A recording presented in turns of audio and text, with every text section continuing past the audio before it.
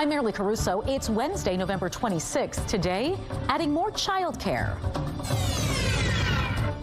There is public money to do this. A coalition calls on the province to create more spaces, why they say a new model is needed. Also today, a suspicious death where human remains were found.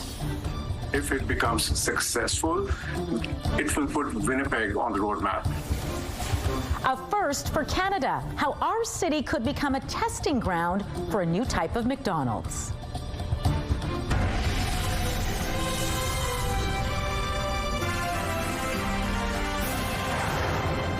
Good afternoon. Thanks for joining us. A coalition of childcare providers is calling on the Canoe government to create more quality childcare spaces. While the group is pleased Manitoba signed on to Ottawa's $10 a day childcare program and improved pay for early educators, it says the number of actual spots available is still lacking. Standing by live with the details is CTV's Taylor Brock. So Taylor, what are parents dealing with when it comes to childcare? Well, Marilee, it's not uncommon to see babies on wait lists before they're even born, siblings in different daycares, or for families to travel outside their neighborhoods for childcare. The Child Care Coalition says some parents are sitting on wait lists for years. Citing data from a 2025 annual report, the coalition says Manitoba has childcare spaces for less than a third of the province's preschoolers. This is far below the national target of 59%. The numbers show fewer than 4,200 new childcare spots have opened since Manitoba promised to create 23,000 by next year. Funds from the federal government's Early Learning and Childcare Agreement were pegged for this. However, advocates say there's an over-reliance on parents to spearhead new spaces and a lack of publicly owned and operated facilities. They say a new model is needed to create spaces faster. There is public money to do this. We're showing that the province actually underspent by 10% this last year, so there's money there to put into this, as well as any public investment in childcare, research shows comes back to the public purse because parents are able to go to work, pay taxes, and the economic development is there for governments to earn back the money. In April, the coalition commissioned a probe research poll to find out how long Manitoba families are waiting for a child care spot. It found the average was 17 months. So Taylor, does the coalition have any specific requests for the province to try and speed up the creation of child care spaces then?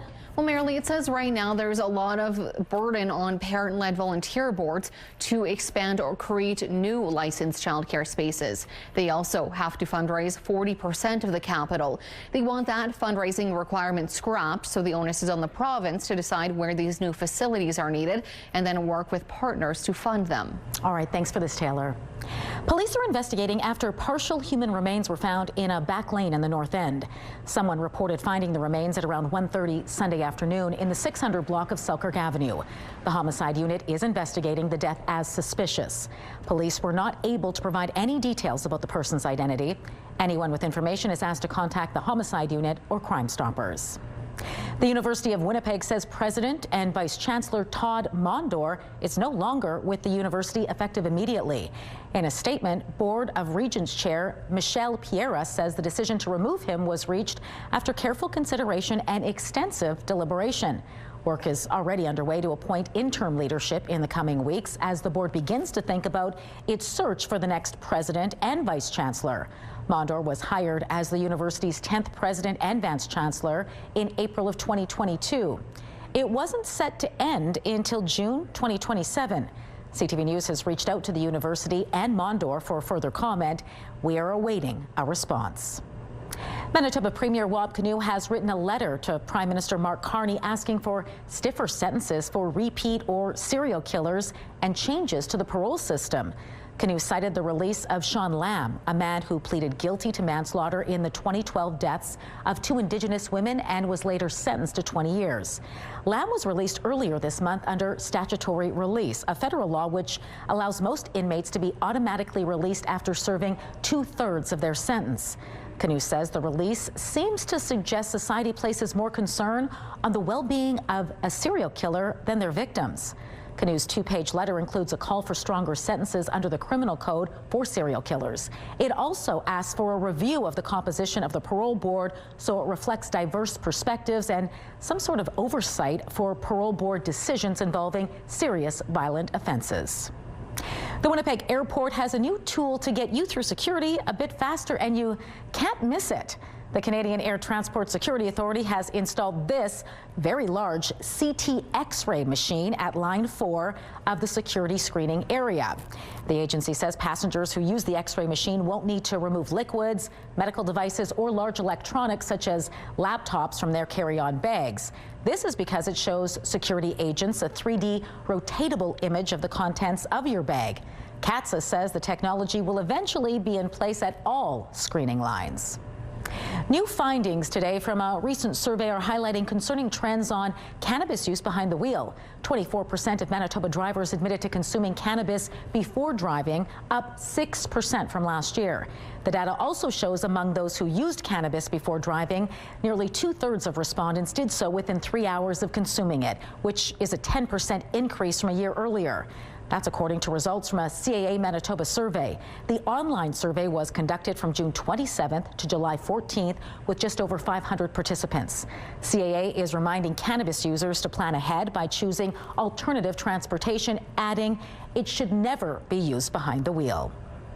The city is looking at ways to better protect trees, including those on private property. According to a new report, the protection and maintenance of trees is currently governed by a patchwork of bylaws. And there's nothing which gives the city authority over trees on private property unless it's a zoning issue. Now the Public Service is recommending the city draw up its own trees bylaw to clarify the rules around removing, protecting, planting, and getting compensation for trees on public land. It's already contacted the province about making an amendment to the city charter to give the city more power over trees on private property. Winnipeg could soon be home to a new McDonald's restaurant unlike any you've likely seen before.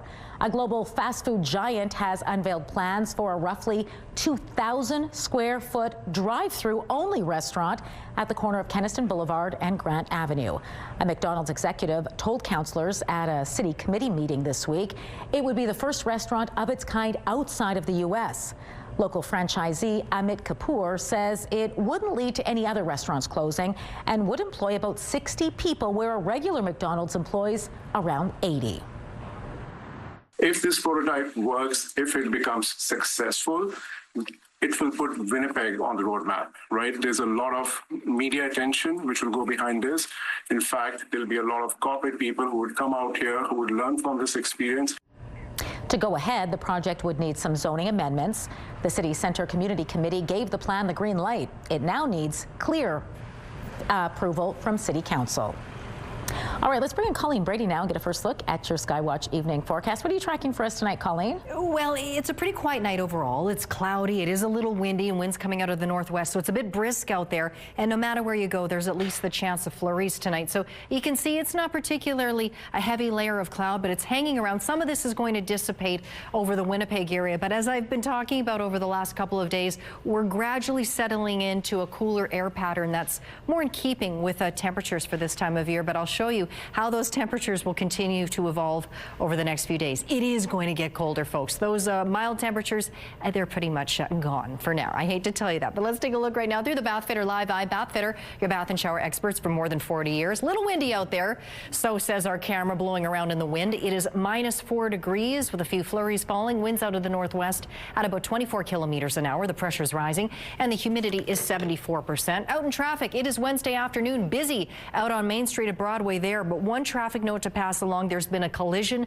Notre Dame at Weston, the southbound curb lane and westbound curb lanes are blocked. Checking out Winnipeg libraries, what a new report reveals about incidents at the libraries and the number of people using the service.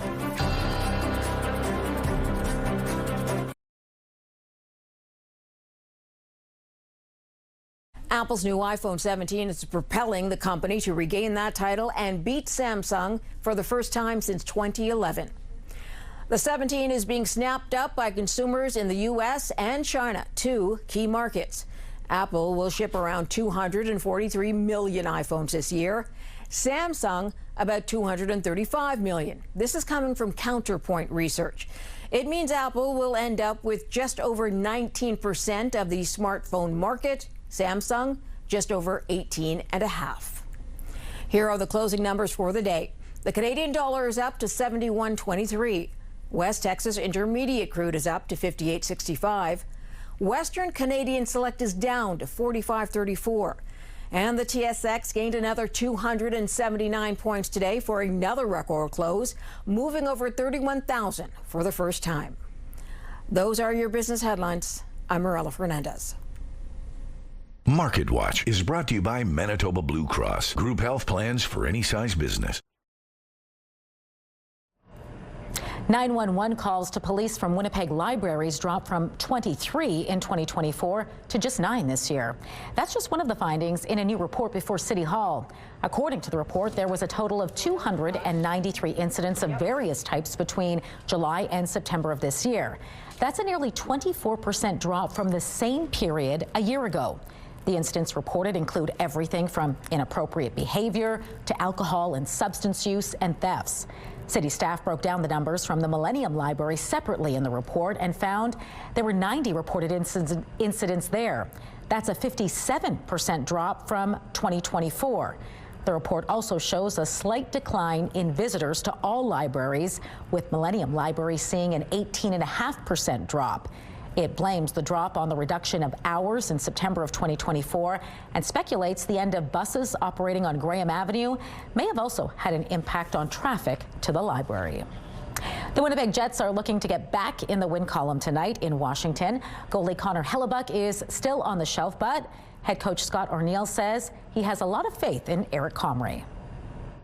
We've got to stay in those one-goal games no matter who's in the net, and so we still have lots of confidence when Combs is in there. The guys, he's real popular with this group, so you know what, it's just play the right way in front of those guys, and hopefully that game point's doing it.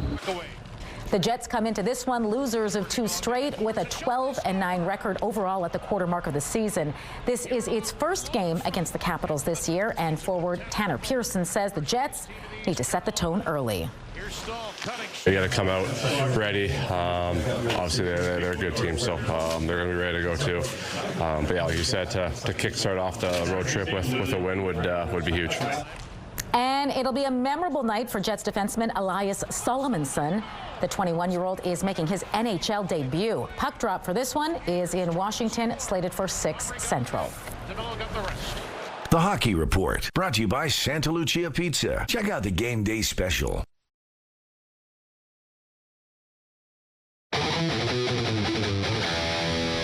The mega concert planned for Winnipeg when Megadeth will perform here, and why it will mark the end of an important chapter in the band's career.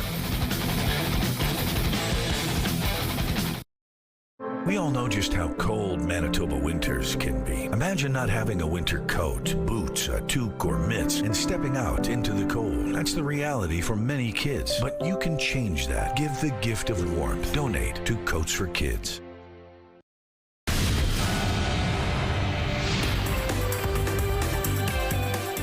Spotlight, sponsored by the Casinos of Winnipeg, presenting Hotel California, the original Eagles tribute. Colleen Brady is back now for Spotlight, and we begin today with some mega concert news. Yeah, we sure do. Legendary heavy metal band Megadeth is coming to Winnipeg.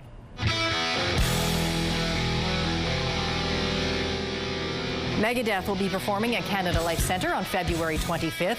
It's part of a North American tour to support what the band is calling their final studio album, which hit stores in January. Now, if this is the end, they can look back with pride on the success they've already achieved. The Grammy Award-winning band has sold over 50 million albums. Tickets for the show go on sale this Friday through livenation.com.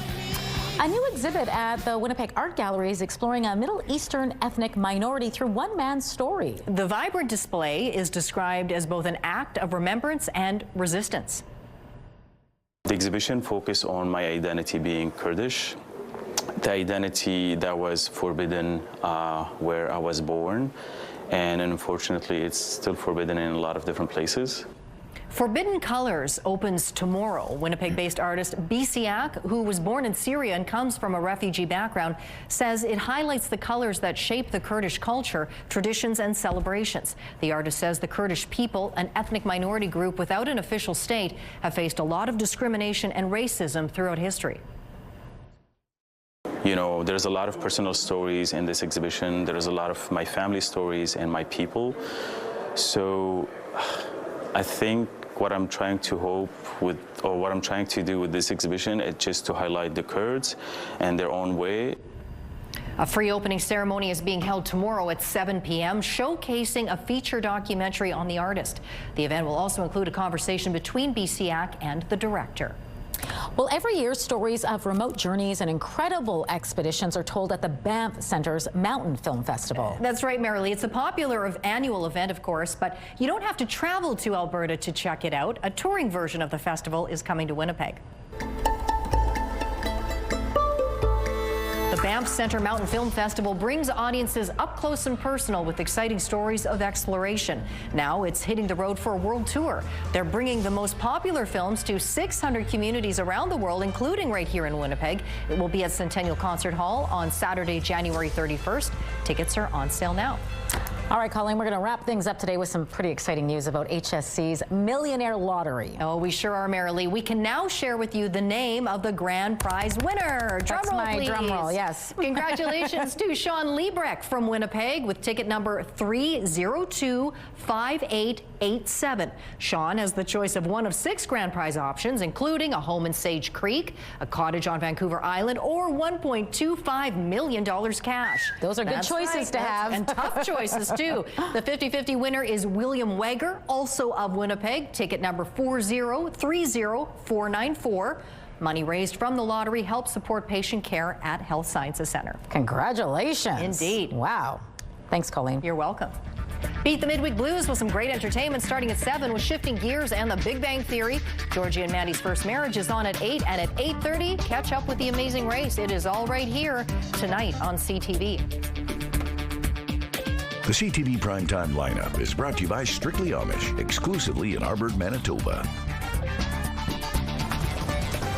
And a live look at McPhillips. Now, there's been a collision. McPhillips at Selkirk. Northbound and westbound curb lanes are blocked again. That collision at McPhillips and Selkirk. Right now in the city, -4 degrees. I will have your full forecast coming up.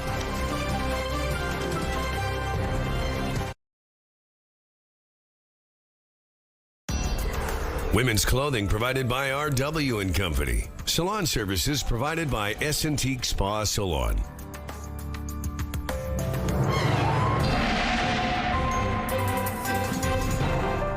CTV Skywatch weather brought to you by South Beach Casino and Resort. Visit southbeachcasino.ca. Pretty similar conditions tonight all across Manitoba and northwestern Ontario. Cloudy with some northwest winds that'll be stronger in some areas than others. It will be particularly strong, those winds here in the Winnipeg area, with some wind gusts and really in the southeast. And the chance of flurries no matter where you go. Also east into northwestern Ontario. A similar scenario there. You can see cloudy, a little bit of clearing there popping up around Kenora, but you see those winds coming through northwestern Ontario out of the northwest. But I want to step back and show you that low pressure system we were showing you yesterday. Some really nice evidence circulation. Look at that rotation, very nice, and you can really identify where the center of that low is there, right near Sault Ste. Marie, over the lakes, but still quite a significant system, but now well off to the east. You can see that there. So as we move throughout the rest of the night, the best chance of flurries in northwestern Ontario will be around some of those Kenora, Dryden, Fort Frances areas, but it moves off pretty quickly. Meanwhile, back across Manitoba tonight, we get some clearing across parts of the southwest. As we get a little later on into this evening and overnight, we'll see some clearing, at least partially here in the city. A few flurries trundling down, and really much the same in northern Manitoba tonight. Some areas a little clearer, some areas a little cloudier. All areas with the potential for a few flurries, taking us right into Thursday morning. And you can see there too, there's going to be some impulses that develop over the next couple of days that is going to really generate some snow-driven, some lake-driven snow rather, coming off the lakes. It looks like it's going to track through the Narrows, maybe over to Pinawa, and over the next couple of days you could start to see some pretty substantial amounts of snow develop. out, but at this point, nothing in the way of a weather warning has been issued or a snowfall warning. You can see, though, there's much more snow out well west of Manitoba at this point. But as we get into Friday morning, that snow stays outside of the province. Nice and clear here, except for maybe a little bit of band out in, snow right out in front of that system, really just affecting a few areas pushing into the Interlake, but it should stay outside of much of southern Manitoba and areas further to the north too. Pockets of flurry activity as we get into Friday afternoon through central and northern Manitoba, but not a significant organized snowfall. As for Winnipeg tonight, there's a few flurries already flying. There's the chance we could see a few more yet this evening. Overnight we drop down to -8. Those winds out of the northwest, 20 gusting to 40. They will not ease up. They will continue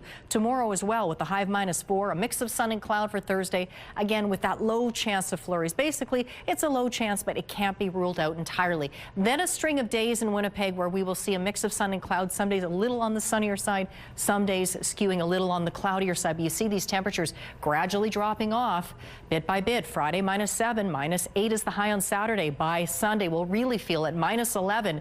And then we'll get used to that because Monday and Tuesday, or we better get used to it because that's the forecast high on those days as well. Let's take a look at our first weather photo.